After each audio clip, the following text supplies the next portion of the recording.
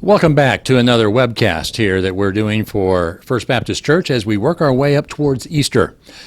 Today's webcast is called The Good Part. We all have our favorite movies and our favorite TV shows that we like to watch, probably have our favorite episodes also within those programs. And a lot of times in those programs, as we're watching them over and over, we come to a part where we say, here comes the good part. And so then it comes on and we're smiling great big. Well, today, Jesus is actually one who is telling us about a good part in one of the scriptures. In Luke's gospel, he tells us about Jesus going to a place where it was going to be a home in which he was going to visit. Once Jesus had begun his personal ministry, he never had a place to call his own home. As he grew up, he did. But when he traveled, he did not. And so he would stop in at people's houses. And as he went around the whole country of Israel, he began to find those favorite places that he enjoyed going to. Each time he went to a town, he was never there for very long because he was just preaching the kingdom of God to those people, and then he would move on. Oftentimes he was healing people too. But there was a certain place that he liked to go.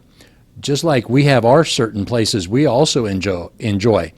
And Luke included one of those kinds of places here in this gospel, which he's telling us the story about Martha and Mary. Jesus arrived in the village of Bethany, and as he was there, he met then and stayed with this particular family. It was the home of Lazarus and his two sisters, Martha and Mary.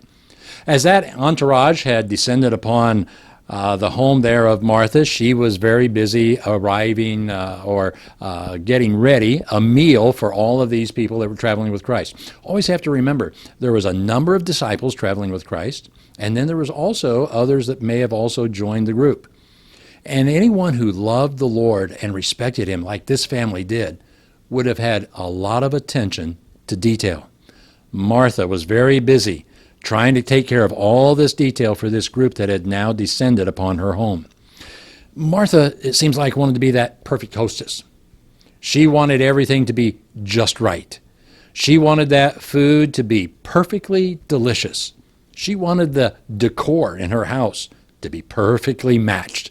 She wanted the flow of the meal to be perfectly balanced. And as she was busy about doing all of these things, and she saw one detail that needed to get taken care of, then she saw two more that needed to be done over there.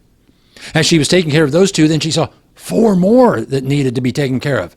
And it seemed like that wherever she saw some, she was just seeing more. It was never ending. And then where was Mary, her sister? Why wasn't she helping? There she was, sitting on the floor at the feet of Jesus, listening as he spoke to the men there in the house. I suppose at first Martha tried to ignore that her sister was not helping her with any of the work. But as the details mounted and as the pressure began to build, then finally her bubble burst. And she accused the Lord of not caring. And she accused her sister of being lazy.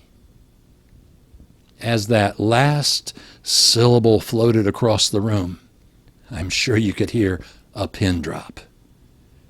She had just lashed out at the master.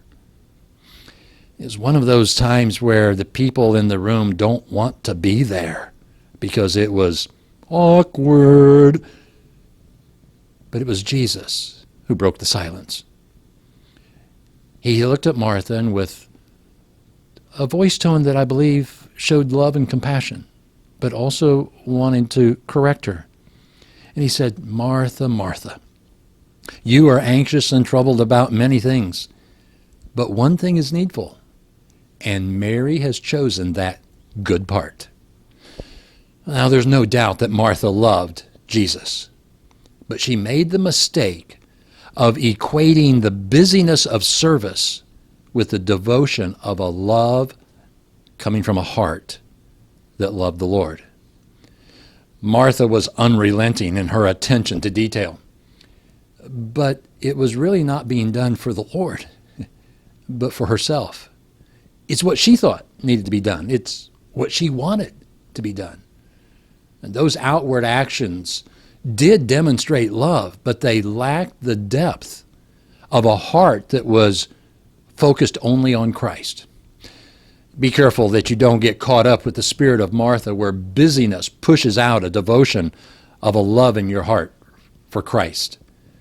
There's lots of action in showing love, but make sure that you work on that other dimension of quieting your actions so that you can develop a closeness with Christ also, and that it will increase your appetite for His righteousness.